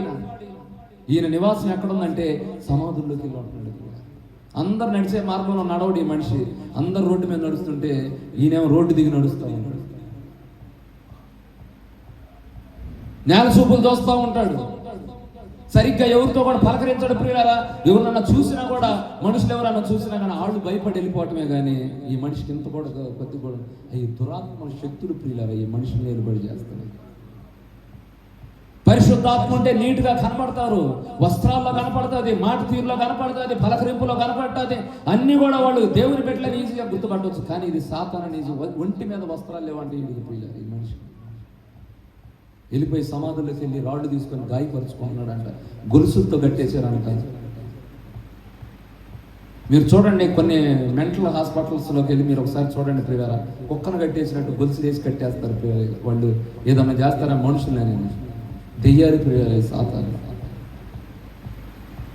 యేసు ప్రభు అసలు ఆ మనిషిని పలకరియని కూడా పలకరియలే. ఆ అబ్బాయి పేరు పెట్టి కూడా తెలవాలి. గెరాసీన దేశంలో ఆ భూమి మీద అడుగు పెట్టాడంట. ఆ యవ్వనస్తుల్లో ఉన్న దురాత్మలన్నీ కూడా యేసయ్య ఎదుట సాగిలపడ్డాయంట. చప్పట్లో చప్పట్లో చప్పట్లు కొడుతూ యేసయ్య నామాన్ని మహిమపడదాం. హల్లెలూయా. ఈ రాత్రి ఎటువంటి బలమైన దురాత్మ శక్తులైనా ఆయన ముందు సాగిలపడాల్సిందే. చేతబడులైన మాంత్రిక శక్తులైన దురాత్మ శక్తులైన కొన్ని సంవత్సరాల నుంచి పాతుకుపోయిన దెయ్యాలైన పెద్ద శాపాలైనా సరే యేసు ప్రభు గారిని ఇంట్లో అడుగు పెట్టాడంటే అవి వెంటనే లైవ్ అయిపోతాయి ప్రియులారా. వాటిని గొప్ప చేసి నువ్వు ఎప్పుడు మాట్లాడబాకు ప్రియులారా. దేవుడి ముందు దేవుడు నీతో రావాలని నేను ఆశపడుతున్నాను ఈ రాత్రి. అయితే రెండోదిగా దేవుడు ఎవరిని ఎదుగుతున్నాడంటే నీతిమంతులు ఏం చేస్తున్నాడు? ఆయన ఎదుగుతున్నాడు. నీతిమంతులు ఎక్కడ ఉన్నారు వాళ్ళని ఆశీర్వదించాలి, వాళ్ళని బ్లెస్ చేయాలని దేవుడు కోరుకుంటున్నాడు. ఈ రాత్రి అనేక మంది నీతిమంతులుగా మార్చబడుదురుగాక, ఆయన రక్తంలో అనేక మంది కడగబడుదురుగాక. బలంగా చప్పట్లు కూడా అసలు ఎంత బలమైన మాటలు దేవుడు ఈ రాత్రి మాట్లాడుతున్నాడో చూడండి ప్రియులారా. ఈ వర్తమానాలు కావాలి ప్రియులారా. చాలా మంది జీవితాలు ఎవరు మార్చలేరు ప్రియులారా, బ్రతుకులేరు. యేసయ్యే ప్రియులారా మార్చగలిగింది ఈ లోకంలో. ఇంకో మాట చెప్తాను చూడండి, మూడో మాట చెప్తాను చూడండి. కీర్తన గ్రంథం 33 అధ్యాయం 19వ వచనం త్వరగా చదువుదాం. కీర్తన గ్రంథం 33 అధ్యాయం 19వ వచనం త్వరగా చదువుదాం. యెహోవా దృష్టి ఆయన మీద భయభక్తులు కలిగిన వాళ్ళ మీద ఆయన ఎప్పుడు కూడా ఎదుగుతున్నాడంట. భయం భక్తి కలిగిన వాళ్ళ వైపు చూస్తా ఉంటాడంటే ఎప్పుడు ప్రియులారా ఆయన ఆశీర్వదించడానికి. యెహోవా యందు భయభక్తులు కలిగి ఉంటే దేవుడు వాళ్ళకు కూడా కొన్ని ఆశీర్వాదాలు ప్రకటిస్తున్నాడు. మొట్టమొదటిగా యెహోవా యందు భయభక్తులు కలిగి ఉంటే దేవుడు వారిని బట్టి సంతోషపడతాడు, ఆనందపడతాడంట. భయం భక్తి ఉండవాళ్ళు ప్రియులారా. మనుషులకు కాదు భయపడాల్సింది. మనుషులు ఏదో చేస్తారు, మనల్ని చెప్పేస్తారు, ఏదో ఒకటి చేస్తారు. మనుషులకు కాదు, దేవుడికి భయపడిన రోజే నీకు ఆశీర్వాదం ఉండిద్ది. లేకపోతే మనుషులకు భయపడేవాడికి ఆ బ్లెస్సింగ్ ఉండదు ప్రియులారా. ఎప్పుడు అక్కడే ప్రియులారా, ఆ లెవెల్లోనే ఉంటారు. అందుకే అపోస్తులుడైన పౌలు ఏమంటాడంటే, మీరు నా ముందు మాత్రమే కాక నేను లేనప్పుడు కూడా మీ పవిత్రతను జాగ్రత్తగా కాపాడుకోమని అని చెప్పాడు ప్రియులారా. పిలిపిలికి రాసిన పత్రికలో పౌలు గారు ఆ మాట చెబుతాడు ప్రియులారా. మీరు నా ముందే కాక నేను లేనప్పుడు కూడా మీ పవిత్రతను కాపాడుకోండి అని నేను చెప్తాడు. ఎవరి కోసం వచ్చాడు?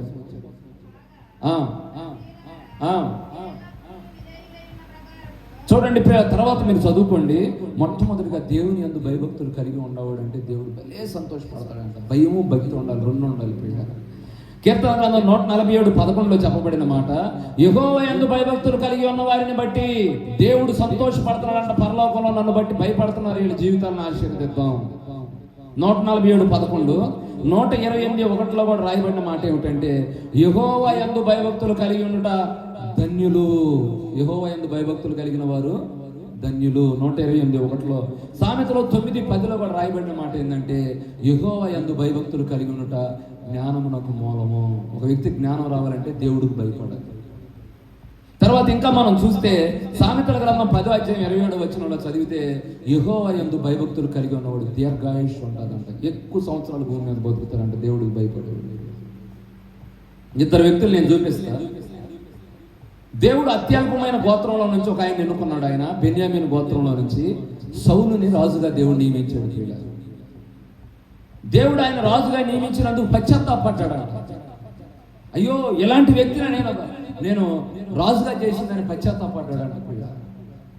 ఏం చేశాడో తెలుసా? ఆయన మనుషులకు భయపడ్డాడంట, కానీ దేవునికి మాత్రం భయపడలేదు. దేవునికి అస్సలు భయపడలేదు. నీవు యుద్ధం చేసినప్పుడు యుద్ధంలో నిషిద్ధమైన వస్తువులు తెచ్చి ఇంట్లో పెట్టుకోబాకానని అంటే, ఆశీర్వదించబడిన వస్తువులు తెచ్చుకుంటే ఏమైందని చెప్పి తెచ్చి ఇంట్లో పెట్టుకున్నాడంట. దేవుడి మాట అంటే లెక్కే లేదు పిల్లలు. ఇంకా అసలు దేవుడు పశ్చాత్తాపడుతున్నాడు. అయ్యో, నేను రాజుగా నియమించినందుకు నేను ఎంత పశ్చాత్తాపడుతున్నానని అంటే, సౌలు రాజు వంశంలో ఇంకా రెండోసారి ఇంకా వాడబడేవాళ్ళు ఇంకా ఊరు లేరు పిల్లలు. కానీ ఇంకొక ఆయన ఉన్నాడు, ఆయన మాత్రం మనుషులకు భయపడలేదంట, కానీ దేవునికి. దానియేలు గ్రంథం 6:16. ఇట్టి శాసనము సంతకము చేయబడినని ఎరిగి నుండి దానియేలు తన అనుదినము దేవాలయము యెరూషలేము తట్టు కిటికీలు తెరిచి ఉండడం చూసి ప్రతిరోజు ప్రార్థన చేసినట్టుగా ముమ్మారు మోకాళ్ళు దేవుడికి ఏం చేస్తున్నాడు? ప్రార్థన చేసేవాళ్ళు ఎవరైనా ఉండాలంటే ఆయన చంపేస్తాం అనగానే ఈయనేం చేయాలి? భయపడిపోయి ప్రార్థన ఆపేయాలి, మందిరం ఆపేయాలి, దేవుడిని వదిలిపెట్టాలి, సమస్తాన్ని వదిలిపెట్టి వాళ్ళతో సాగిలు పడాల్సినటువంటి దానియేలు ఏం చేశాడంటే, మీరు చంపేసినా పర్వాలేదని చెప్పి వీళ్ళు దేవుడి సన్నిధిలో ప్రార్థన చేస్తాడు. దేవునికి భయపడ్డాడు. దానియేలు ముమ్మారు ప్రార్థన చేశాడు. ఈయన చంపాలనుకున్న వాళ్ళు ఈయన కింద పనిచేసేటట్లుగా దేవుడు చేశాడు. దానియేలుని 127 సంస్థానాల మీద ప్రధానమంత్రిగా దేవుడు మార్చాడు. చప్పట్లు, బలంగా చప్పట్లు కొడుతూ యేసయ్య నామాన్ని మహిమపడదాం. హల్లెలూయా. ఉడతూపురికి చింతకాయలు రావాలంటారు, చూసారా? సాతాను ఏదో చిన్న చిన్న శోధనలు పెట్టిందని, కష్టాలు పెట్టిందని ఓర్నే దేవుడిని వదిలిపెట్టి వెళ్ళిపోదామని చూస్తారు చాలా మంది ప్రియులారా. భయం ఉండాలి దేవుడు అంటే, భక్తి ఉండాలి దేవుడు అంటే ప్రియులారా. భయభక్తులు కలిగిన వాళ్ళని దేవుడు చూస్తున్నాడు అంటే, ఎవరు భయపడుతున్నారు నాకు, ఎవరు నా వైపు చూస్తున్నారు? ఇంకొక ఆయన చూపిస్తే ఆదికాండం 39:9 యోసేపుతో పాపం చేయడానికి ఒక స్త్రీ వచ్చి పాపం చేయడానికి వచ్చింది. భయపడ్డాడు యోసేపు. ఆ గదిలో నుంచి పరిగెత్తుకుంటా ఆ వస్త్రాన్ని వదిలిపెట్టి అక్కడ నుంచి పరిగెత్తి బయటకు వెళ్ళిపోయాడు ప్రియులారా. వెంటనే ఆ స్త్రీ ఏమందంటే, అదిగో నా వస్త్రాన్ని తీసుకొని వెళ్ళిపోతున్నాడు, తన వస్త్రాన్ని వదిలిపెట్టి వెళ్ళిపోతున్నాడని ఆయన మీద నేను చేసింది ప్రియులారా. ఆయన పాపం చేయకపోయినా, కొన్నిసార్లు పాపం చేయకపోయినా, తప్పు చేయకపోయినా కొన్నిసార్లు నీ మీద నిందలు పడతాయి, అవమానాలు వస్తాయి. కొన్నిసార్లు నిన్ను ఏదో ఒక విధంగా లేకుండా చేయాలి, నీ సాక్ష్యం పాడు చేయాలని కొన్నిసార్లు నిందలు అవమానాలు వస్తాయి. నువ్వేం భయపడద్దు, దేవుడి కోసం నిలబడతావు. దేవుడు అంటే భయం భక్తి కలిగి ఉన్నాడు యోసేపు. ఒక్క రాత్రేనంట ఆయన జైల్లో ఉంది. రాత్రి జైల్లో ఉన్నాడు. తెల్లారేపాటికి తీసుకొచ్చి సింహాసనం మీద కూర్చోబెట్టాడు దేవుడు. చప్పట్లు, బలంగా చప్పట్లు కొడుతూ యేసయ్య నామాన్ని మహిమపడదాం. హల్లెలూయా, హల్లెలూయా. పాపానికి నో చెప్పాడు, దేవుని సన్నిధిలో దేవుని వాక్యానికి విధేయత చూపించాడు, దేవుడు ఆశీర్వదించేశాడు. మొట్టమొదటిగా దేవుడు ఎవరిని చూస్తాడంటే, మారు మనసు పొందాలనుకున్న వాడి వైపు దేవుడు చూస్తున్నాడు ఈ రాత్రి. రెండోది ఎవరి వైపు చూడాలనుకున్నాడంటే, నీతిమంతుడు యేసు రక్తంలో తమ పాపాలన్నీ కడుక్కునేవాడు కోసం ఎదుగుతున్నాడు దేవుడు ఈ రాత్రి. ఎత్తుక్కుంటూ వస్తున్నాడు పిల్లలు ఈరోజు దేవుడు.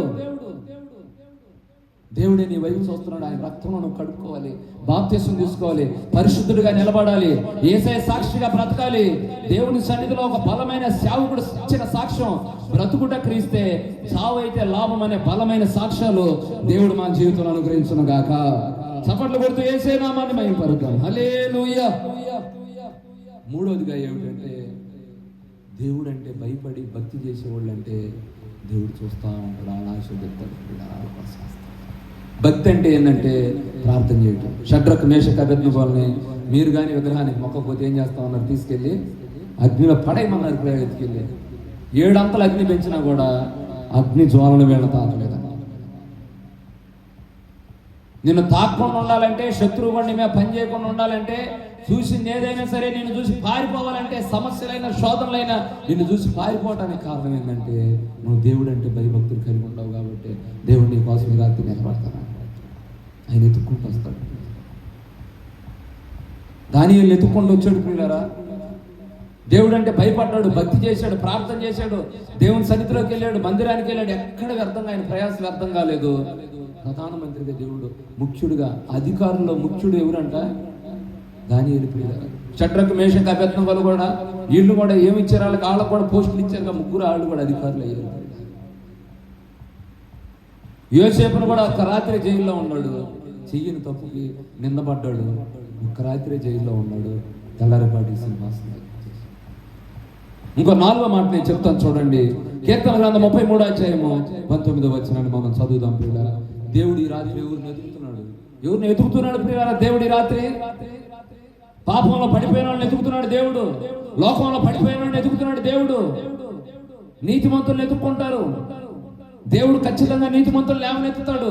రక్తంలో కడుక్కున్న వాడిని దేవుడు వాడుకుంటాడు, ఆశీర్వదిస్తాడు. వాళ్ళ తల మీదకే ఎత్తుకుంటే అర్థం కాదు ప్రియులారా, వాళ్ళ దగ్గరికి దేవుడు ఆశీర్వాదాలు పంపిస్తాడు. హిజ్కియా అడుగు పెట్టిన చోటల్లా దేవుడు ఏమి ఇచ్చాడంటే ఆయనకి జయం ఇచ్చాడని రాయబడి. నువ్వు అడుగు పెట్టిన ప్రతి స్థలం దీవించబడింది ప్రియులారా. అబ్రహాము అడుగు పెట్టిన భూమి అల్లా దేవుడు ఆయనకి ఇచ్చేసాడు. నువ్వు అడుగు పెట్టిన అంతా కూడా దేవుడికి ఇచ్చేది. చూడండి ఇక్కడ రాయబడిన మాట, యెహోవా దృష్టి తర్వాత ఉండి చూడండి, ఆయన కృప కొరకు కనిపెట్టువారు. దేవుడు ఎవరి కోసం ఎదుగుతున్నాడు? దేవుడు మొట్టమొదటి ఎవరి కోసం ఎదుగుతున్నాడు ప్రియులారా? నశించిన దాన్ని వెతుకుతున్నాడు ఫస్ట్ దేవుడు. రెండోదిగా ఎవరిని ఎదుగుతున్నాడు? నీతిమంతుల్ని ఎదుగుతున్నాడు. మూడోదిగా ఎవరిని ఎదుగుతున్నాడు? భయము భక్తి ఎవరికైతే ఉందో వాళ్ళని ఎదుగుతున్నాడు ప్రియులారా, ఆశీర్వదించడానికి. 4వదిగా ఎవరిని ఎదుగుతున్నాడు అంటే, ఆయన కృప కొరకు ఏం చేయాలంట? కనిపెట్టుకోవాలి. కృప అంటే అర్థం ఏంటంటే, అర్హత లేనివాడికి అర్హత ఇచ్చేది కృప. దేవుని సన్నిధిలో కృపను పొందుకున్నవాడు ఎట్లా చేస్తాడో తెలుసా? అపోస్తలుడైన పౌలుకి ఎక్కడుంది ప్రియులారా అధికారం? వాక్యం చెప్పే అధికారం. క్రైస్తవులను చంపాడు, దేవుణ్ణి హింసించాడు, గాయాలు రేపాడు. ఇదిగో హింసించుతున్న యేసును నేనే అని డైరెక్ట్ గా దేవుడే తన బాధను వ్యక్తం చేసుకునేంత భయంకరమైన రౌడీ ప్రియులారిన దమస్కు మార్గంలోకి వచ్చేసాడు దేవుడు. ఈయన ప్రయాణం బండి మీద వెళ్ళిపోతుంటే దమస్కు మార్గంలోకి వచ్చి దేవుడు మాట్లాడుతున్నాడు. దేవుడు వచ్చి మాట్లాడు, సౌలా సౌలా నీవేలా నన్ను హింసించుతున్నావు, బాధ పెడుతున్నావు నన్ను. ఎందుకయ్యా? నేను ఎక్కడ బాధ పెట్టానయ్యా? నా రూపంలో నిన్ను చేసుకున్నాను సౌలా, నా బిడ్డగా నిన్ను చేసుకున్నా, తయారు చేసుకున్నా. నువ్వు నశించి నరకానికి వెళ్ళిపోవడం నాకు ఇష్టం లేదు అయ్యా. నా తల్లిదండ్రులు నన్ను ఆదరించలేదే, నా బంధువులు నా రక్త సంబంధాలు నన్ను ఆదరించలేదే, నా బ్రతుకు మారాలని ఎవరు కోరుకోలేదే. రక్తపాతం చేయడానికి రోమా పౌరసత్వాన్ని కూడా తీసుకుని నేను బయలుదేరుతుంటే, ఇది చేయకూడదని చెప్పిన దేవుడు నువ్వు ఒక్కడేనయ్యా. ప్రేమ కలిగిన దేవుడు నువ్వు ఒక్కడవేనయ్యా. నన్ను ఎవరు పట్టించుకోలేదయ్యా, నాకెవరు తోడు లేరయ్యా. ఒంటరిగా వెళ్ళిపోతున్న నా జీవితంలోకి నువ్వు వచ్చి ఆయన దర్శించి దమస్కు మార్గం ఆయన బ్రతుకుని మార్చేసాడు. కళ్ళు పోయినాయి పిల్లలని, కళ్ళు కనపడుతుంది. భయంకరంగా ఏడుస్తున్నాడు, కన్యల దేవుడు. అయ్యా నన్ను ఏం చేయమంటావు ఇప్పుడైనా అంటే, ఒక దైవ సేవకుల దగ్గరికి వెళ్ళమని దైవజనుడి దగ్గరికి నడిపించాడు పిల్లలు. ఆయన అననీయ అనే దైవజనుడి దగ్గరికి వెళ్తే 3 రోజులు ఉపవాసం ఉండి ప్రార్థన చేశాడంట. అయ్యా నా బ్రతుకుని మార్చయ్యా, నా జీవితాన్ని మార్చయ్యా, నా జీవితంలో ఒక నవనూతనమైన కార్యాన్ని జరిగించమని 3 రోజులు ప్రార్థన చేస్తే ఎక్కడికి వెళ్ళినా ఒక్కడు కూడా ఆయన అంగీకరించలేదు, యాక్సెప్ట్ చేయలేదు. ప్రియులారా, ఫేస్బుక్లో ఫ్రెండ్ రిక్వెస్ట్ అని పెడతారు. ఫేస్బుక్లో రౌడీలు ఫ్రెండ్ రిక్వెస్ట్ పెడితే ఎవరైనా యాక్సెప్ట్ చేస్తారా ప్రియులారా? ఎవరన్నా క్రీస్తు విరోధులు ఎవరైనా సరే, దేవుని బిడ్డలకు వ్యతిరేకమైన వాళ్ళు ఎవరైనా సరే, దొంగల్లాగా ఉన్నారనుకున్న వాడు ఫ్రెండ్ రిక్వెస్ట్ పంపించాడు అనుకో, యాక్సెప్ట్ రిజెక్ట్ చేసేస్తారు, వెంటనే డిలీట్ చేసేస్తారు వాళ్ళ అకౌంట్. అన్ని సంఘాలకు వెళ్ళిపోతున్నాడు. సంఘాలకు వెళ్ళి నిలబడితే అందరూ భయపడ్డారు.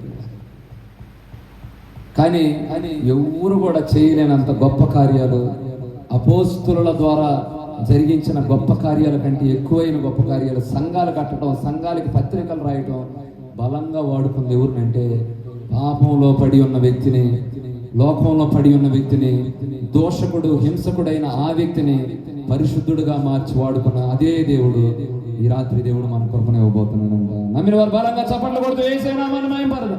హల్లెలూయా. అర్హత లేనోడికి దేవుడు అర్హత ఇస్తున్నాడంటే ఈ రాత్రి ప్రియులారా ఆయన మాట్లాడుతున్నాడు. ప్రియులారా చూడండి, రాయబడిన మాట హెబ్రీయులకు రాసిన పత్రిక 4వ అధ్యాయము 16వ వచనంలో అపోస్తులుడైన పౌలు అంటాడు, ఆయన కృప కొరకు, సహాయం కొరకు ఆయన కృపాసనం వద్దకు వెళ్ళాను. రోజు ప్రార్థన. దేవా నాకు అర్హత లేదయ్యా, వాక్యం చెప్పడానికి కూడా నాకు ధైర్యం లేదయ్యా, వాడబట్టడానికి కూడా నాకు ధైర్యం లేదయ్యా. ఇంట్లో కూర్చొని ఒకటే ప్రార్థన. ఆయన కృపాసనం వద్దకు వెళ్ళి అడిగితే దేవుడు వాళ్ళకి సహాయం చేసాడు. కృప కొరకు కనిపెట్టాడు. మార్కు సువార్త 10వ అధ్యాయం 46వ వచనంలో గుడ్డి భక్తులమ్మాయి రోడ్డు అప్పుడుండి అడుగుతున్నాడు, పిల్లలు అయ్యా నా కళ్ళు గుడ్డి అయిపోయినాయి. అక్కడ చుట్టూరు కూర్చున్న వాళ్ళు అరవబాక అని చెబుతున్నా, లేదయ్యా నా కళ్ళు తెరవబడాలి. ఈరోజు ఎంతమంది కళ్ళు మూయబడ్డాయి చూడండి పిల్లలు. ఈ యుగ సంబంధమైన దేవత విశ్వాసులైన వారి మనోనేతాడికి ఏం కలుగు చేస్తుందంట? గుడ్డితనం ప్రియులారా. గుడ్డు పొరలు అన్ని రాలిపోయేటట్లుగా దేవుడు గుడ్డి భక్తులైన ప్రార్థన పిల్లలు. కృప కలిగిన దేవుడు ఆయన. ఇంకా ఉన్నారు చూడండి, మత్తయి సువార్త 5వ అధ్యాయం 22వ వచనంలో కూడా మనం చూస్తే, మత్తయి సువార్త 15వ అధ్యాయం 22వ వచనంలో కనాను స్త్రీ యేసు ప్రభుని అడిగింది, అయ్యా కృపతో నా కుమార్తెను స్వస్థపరిచయ్యా. ఇంటికి వెళ్ళేసరికి నీ కుమార్తెలో ఉన్న దైవం ఏమని చెప్పాడు దేవుడు? అది కృప ప్రియులారా, దేవుడు ఇచ్చిన కృప ప్రియులారా. ఆయన చెప్పాడు, ఇశ్రాయేలులో నశించిన గొర్రెల యొద్దకే కానీ నేను ఎవరి యొద్దకు రాలేదు, పంపబడలేదు అని చెప్పాడు. అయినా కూడా కృపను బట్టి జ్ఞాపకం చేస్తాయని. దేవుని కృప కొరకు కనిపెట్టేవాళ్ళంటే దేవుడు చాలా ఇష్టం ప్రియులారా. ఆయన కొరకు నువ్వు కనిపెట్టాలి. అబ్రహాముకి సంతానం లేదు ప్రియులారా. దేవుడు చెప్పాడు 75 సంవత్సరాలప్పుడు నీ గర్భఫలం ఇస్తానని దేవుడు చెప్తే శారము నమ్మల. మొలతో తుల్యమైపోయిన గర్భాన్ని దేవుడు ఎట్లా తెరుస్తాడయ్యా అని శారం అంటే దేవుడు అంటున్నాడు, లేదు నోటి నిండా నేను ఏం కలుగు చేయబోతున్నాను, నవ్వు కలుగు దేవుడు ఇస్తాడు. ఖచ్చితంగా 25 సుమారు 25 సంవత్సరాలు ఎదురు చూశాడు పిల్లారా. దేవుడు గర్భాన్ని తెచ్చి ఇస్సాకునిచ్చాడు. దేవుని కొరకు కనిపెట్టి వారు ఏ బలం పొందుకుంటారంట? నూతన బలాన్ని దేవుడు ఇస్తారంటే దేవుడి కోసం కనిపెట్టాలి పిల్లల ప్రతి విషయంలో. దావీదు కూడా అంటాడు. దావీదు ఏమంటాడు తెలుసా? నీ వాక్యము కొరకు నేను కనిపెట్టుకుని ఉన్నా. ఎక్కడున్నా చూడండి, కీర్తన 119, 114లో ఈ మాట రాయబడింది చూడండి. నీ వాక్యం కొరకు నేను కనిపెట్టుకుని ఉన్నాను. దేవుడి కృప కోసం నువ్వు కనిపెడుతున్నావు ప్రియులారా.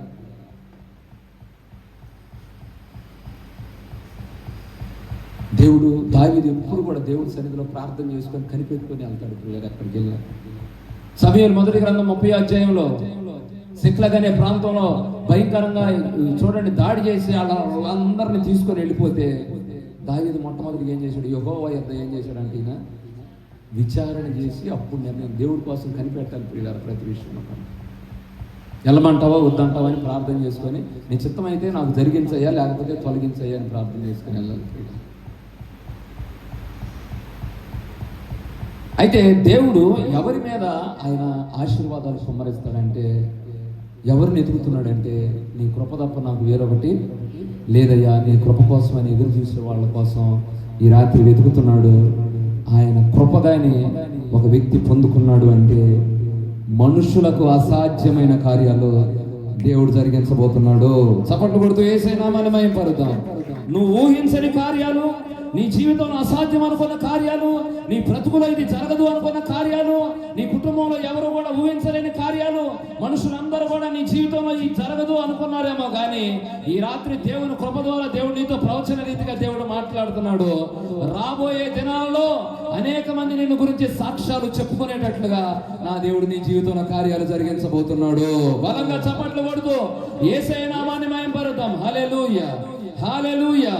మనుషులు ఎక్కువగా ఉండొచ్చు, బలగం ఉండొచ్చు, బంధువులు ఉండొచ్చు, రక్త సంబంధాలు ఉండొచ్చు, నా అనుకున్న వారు ఎవరు లేకపోయినా, బంధువులు లేకపోయినా, రక్త సంబంధం లేకపోయినా, డబ్బు లేకపోయినా దేవుడి రాత్రి నీ కృపనివ్వబోతున్నాడు. ఆయన చెయ్యి పట్టుకొని నిన్ను ఉన్నత శిఖరాల మీద దేవుడు నిన్ను నడిపించబోతున్నాడు. బలంగా చప్పట్లు కొడుతూ యేసయ్య నామాన్ని మహిమపరుద్దాం. ఇది ప్రవచనం, దేవుడు ఇస్తున్న ప్రవచనం. ఈ రాత్రి దేవుడు నీ కన్నీటిని చూస్తున్నాడు. నీ ప్రార్థన వృధాగా పోదని దేవుడు చెప్తున్నాడు. శూన్యంలో ఏమి లేని స్థితిలో నుంచి దేవుడు ఒక మహిమ కలిగిన ఐశ్వర్యాన్ని దేవుడు నీకు ఇవ్వబోతున్నాడు. దాచబడిన ధననిధులు దేవుడు నీ కోసం తెరవబోతున్నాడంటే ఇది ప్రవచనం. ప్రియులారా, ఈరోజు తినడానికి కూడా లేదని నువ్వు బాధపడుతున్నావు కదా, ఉండడానికి కూడా లేదని బాధపడుతున్నావు కదా, వస్త్రాలు కూడా లేవని బాధపడుతున్నావు కదా, నా జీవితం ఎందుకు ఎట్లా అయిపోయింది, నా బ్రతుకు ఎందుకు ఎట్లా అయిపోయిందని ఈరోజు దేవుడి సన్నిధిలో నువ్వు కన్నీరు గారుస్తున్నావు కదా. దేవుడు నీతో స్పష్టంగా మాట్లాడుతున్నాడు. అనేక మంది నువ్వు ఆదరించబోతున్నావు. అనేక మంది దేవుడు నీ ద్వారా ఆశీర్వదించబడబోతున్నాడు. అనేక మంది జీవితానికి, నీ కుటుంబాన్ని దీవెనకరంగా దేవుడు మార్చబోతున్నాడు. ప్రియులారా, ఆయన నీతో పాటు రాబోతున్నాడు, నీ ఇంటికి రాబోతున్నాడు. అందరూ వదిలిపెట్టినా కానీ దేవుడు మాత్రం మనల్ని ఏం చేయడు. కొన్నిసార్లు మనమే వదిలేస్తాం ప్రియులారా. మనకి గర్వంతో వదిలిపెడతాం, పాపం చేయాలని వదిలిపెడతాం, లోకంలో ఏదో సంతోషించాలని వదిలిపెడతాం, డబ్బు ఎక్కువైతే వదిలిపెడతాం దేవుడిని. కానీ దేవుళ్ళలో ఉన్న గొప్పతనం ఈ రాత్రి ఏంటంటే అన్నీ ఇగో కూడా ఆయన పక్కన పెట్టి, గర్వం కూడా పక్కన పెట్టి తగ్గించుకొని నీ కోసం ఆయన ఈ రాత్రి వచ్చిన నువ్వు కావాలనుకుంటున్నావు. ఐదోదిగా దేవుడు ఎవరి కోసం ఎదురు చూస్తున్నాడంటే ఆయన కృప కొరకు ఎవరైతే ఎదురు చూస్తున్నారో వాళ్ళ కోసం దేవుడు ఎదురు చూస్తున్నాడు. ఆయన వెతుకుతున్నాడు అంట. ప్రియులారా, ఈ రాత్రి స్పష్టంగా దేవుడు మనతో మాట్లాడుతున్నాడు. మన జీవితాన్ని ఆయన మహిమకరంగా మార్చబోతున్నాడు. తర్వాత ఆరోదిగా నేను చెప్తాను చూడండి. ఆరోదిగా దేవుని వాక్యంలో ఈ మాట చెప్పి నేను ముగిస్తాను. దేవుడు ఎవరిని వెతుకుతున్నాడు ఈ మాట చెప్పి నేను చూపిస్తాను. దినవృత్తాంతాలు 2వ గ్రంథం 16వ అధ్యాయం 9వ వచనం. ఈ రాత్రి దేవుడు స్పష్టంగా మనతో మాట్లాడుతున్నాడు. ఆయన మన జీవితాన్ని ఫలభరితంగా ఈ ఒక్క మాట చెప్పి నా మాటలు నేను ముగిస్తాను. చూడండి. తన ఎడల యథార్థ హృదయము గలవారిని బలపరచుటకై యెహోవా కనుదృష్టి లోకమంతటా సంచారం చేస్తున్నది అని చెప్పాడు. ఎవరిని దేవుడు చూస్తున్నాడు ఈ రాత్రి, ఎవరి కోసం ఎదుగుతున్నాడు అని అంటే హృదయంలో యథార్థత ఎవరికైతే ఉంటుందో వాళ్ళ కోసం దేవుడు చూస్తున్నాడు. యోబు గారి గురించి ఏమని రాయబడింది? యోబు ఒక యథార్థ వర్తనుడు, యథార్థవంతుడైన ఆయన గురించి రాయబడింది. యథార్థంగా ఉన్నవాళ్ళు ఎట్లా ఉంటారంటే కపటం ఉండదు వాళ్ళలో. యథార్థంగా ఉన్నవాళ్ళు ఎవరంటే 2 రకాల జీవితాలు వాళ్ళ జీవితంలో ఉండవు ప్రియులారా. వాళ్ళు అనుమతించరు, యాక్సెప్ట్ చేయరు ప్రియులారా. రెండవ జీవితానికి వాళ్ళు ఒప్పుకోరు ప్రియులారా. ఒకటే వాళ్ళ జీవితంలో ఉంది. లోకంలో ఉన్న మాట ఏంటంటే 100 అబద్ధాలు ఆడైనా ఏం చేయాలి, 100 అబద్ధాలు ఆడైనా ఏం చేయాలి ప్రియులారా? ఈరోజు 100 కాదంట, 1000 అబద్ధాలు ఆడుతున్నారంట ప్రియులారా పెళ్లి చేయాలి. దేవుడు ఎవరి కోసం ఎదుగుతున్నాడంట? ఉండాలి ఉన్నట్టుగా చెప్పేవాడి కోసం ఎదుగుతున్నాడు దేవుడు. అలాంటి వాడు బ్లెస్ అవుతారు, ఖచ్చితంగా బ్లెస్ అవుతారు. యథార్థత లేకుండా కపటంగా అబద్ధాలు చెప్పి లేని కూడా ఉన్నట్టుగా చెబితే జీవితాంతం వాళ్ళు మానసిక శోభ అనుభవించాలి వాళ్ళ జీవితాలు. ఉద్యోగాలు లేకపోయినా కానీ ఉద్యోగం ఉందని ఆయన చెప్తారు పిల్లలు. బాప్తీసం తీసుకున్నారని చెప్తారు, అన్నీ చెప్తారు. చూడండి, సరికి ఇదే మనకు అనవసరమైన విషయం పిల్లరా. యథార్థమైన హృదయాన్ని దేవుడు ప్రేమిస్తాడు. యథార్థవంతుడు ఎవరో తెలుసా? దావీదు ఉరియా భార్య విషయంలో పాపం చేశాడు. పాపం చేస్తే వెంటనే ఏ ప్రవక్తను పంపించాడు దేవుడు? నాతాను ప్రవక్తని పంపించి దేవుడు చెప్పాడు, వెంటనే లోపడ్డాడు. అది యథార్థత. పాపాలన్నీ ఒప్పుకున్నాడు, సరి చేసుకున్నాడు, జీవితాన్ని బాగు చేసుకున్నాడు. దేవుడే సాక్ష్యం చెప్పాడు. ఉరియా భార్య విషయంలో తప్ప దావీదు అన్నాడు పాపము చేయలేదని చెప్పే సాక్షి. యథార్థత అంటే అదే ప్రియులారా.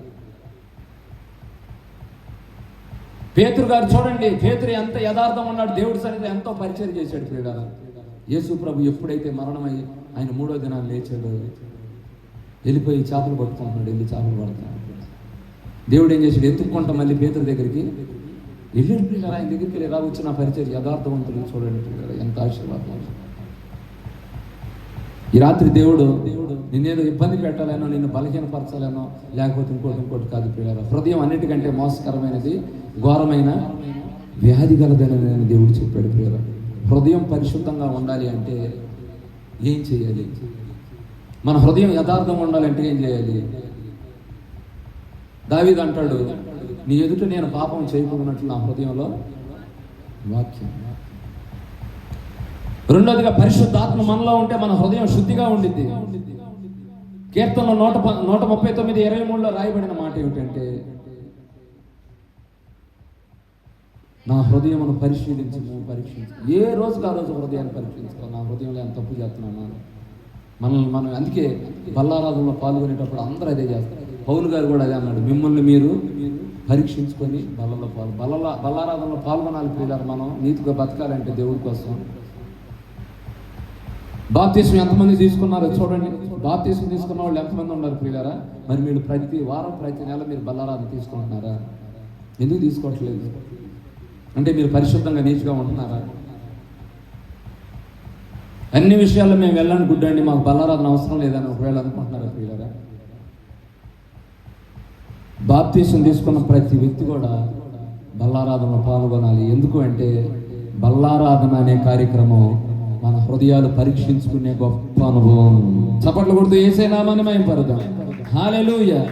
ఎవరైతే కపటం లేకుండా యథార్థంగా నీతిగా దేవుడి సన్నిధిలో ఉంటారో వాళ్ళ జీవితాల్లో నా దేవుడు గొప్ప కార్యాలు జరిగించును గాక, మహిమ కలిగిన కార్యాలు జరిగించును గాక. యథార్థ హృదయం కలిగిన వారికి దేవుడు మేలు చేయక మానడు అని రాయబడి. యథార్థవంతుని దేవుడు రక్షిస్తాడు, తప్పక రక్షిస్తాడని రాయబడి. ఈ రాత్రి దేవుడు మాట్లాడి ఉండగా మన జీవితాల్లో యేసు ప్రభువుని అంగీకరిద్దాం. దేవుడి మాటలు దీవించి ఆశీర్వదించును గాక. అందరం లేచి నిలబడదాం. ఒక్క 2 నిమిషాలు విశ్వాసంతో ఆకాశం వైపు చేతులెత్తి ఒక్క 2 నిమిషాలు ప్రార్థన. మొన్న మీటింగ్లో అందరూ లేచి నిలబడి చేతులెత్తి ప్రార్థన చేయగలనే అంతలో వర్షాన్ని దేవుడు ఆపేసి. ఈ రాత్రి విశ్వాసంతో మీరు లేచి నిలబడి చేతులు పైకెత్తి మీరు ప్రార్థన చేయండి.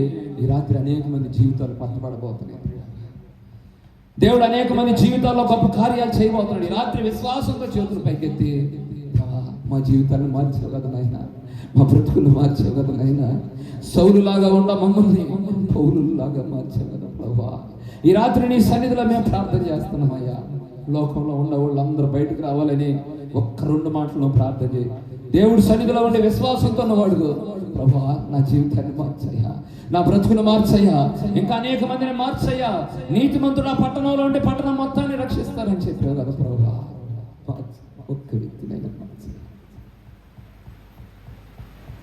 ఒక్క వ్యక్తినైనా నీ సన్నిధిలోనికి తీసుకుని రండి ప్రభువా. అడుగు తల్లి, అడుగు. నీ భర్తకు మారు మనసు లేకపోతే నువ్వు దేవుడి సన్నిధిలో ప్రార్థన చేయి, దేవుడు మారు మనసు ఇస్తాడు. నీ బిడ్డలకు మారు మనసు లేకపోతే నీ బిడ్డల కోసం నువ్వు ప్రార్థన చేయి, దేవుడు మారు మనసు ఇస్తాడు. ఈరోజు నీ బంధువులు, రక్త సంబంధులు ఒకవేళ మారు మనసు లేని వారిగా, రక్షణ లేని వారిగా, బాప్తిసం లేని వారిగా ఉంటే నువ్వు చేతులెత్తి నీ బంధువుల కోసం నువ్వు ప్రార్థన చేయి ప్రియులారా. వాళ్ళందరూ రక్షించబడాలని దేవుడి సన్నిధిలో నువ్వు అడుగు. కన్నీళ్లతో విత్తువాడు సంతోష గానాలతో పనులు కోసుకొని వస్తాడు. నోవాహు తన ఓడలో కుటుంబం మొత్తాన్ని ఎక్కించుకున్నాడయ్యా. నా కుటుంబం మొత్తం ఓడలో ఉండాలి. నాకు ఇచ్చిన భార్య, నాకు ఇచ్చిన బిడ్డలు, నా బంధువులు, నా రక్త సంబంధులు, నా అన్నదమ్ములు, నా అక్క చెల్లెళ్ళు, నా గ్రామంలో ఉన్న ప్రజలందరూ, నా పట్టణంలో ఉన్న ప్రజలందరూ, మా దేశంలో ఉన్న ప్రజలందరూ ఆ రక్షణ ఓడలో ఉండాలయ్యా. నశించిన నరకానికి ఏ బిడ్డ వెళ్ళకూడదయ్యా. అడుగుతున్నావా తల్లి? ఈరోజు నాకు ఎవ్వరు లేరయ్యా, నేను ఒంటరిగా వచ్చానయ్యా, ఒంటరి వ్యక్తిగా ఉన్నానయ్యా అని ఒకవేళ నువ్వు ఏడుస్తూ ఉంటే నువ్వు ప్రార్థన చేయి. దేవుడు అందరు నీ దగ్గరికి పంపిస్తాడు. నువ్వు నీతిమంతుడిగా మారితే, పరిశుద్ధుడిగా మారితే, యేసయ్య కృపను పొందుకుంటే, యేసయ్య శక్తిని పొందుకుంటే దేవుడి జీవితాన్ని మార్చబోతున్నాడు.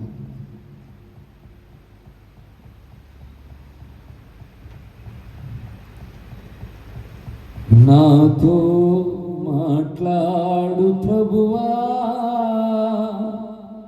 నీవే మాట్లాడుమయ్యా.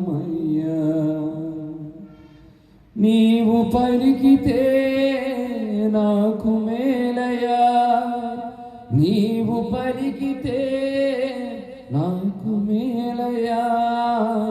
నీ దర్శనమే నాకు చాలయ్యా, నీ దర్శనమే నాకు చాలయ్యా.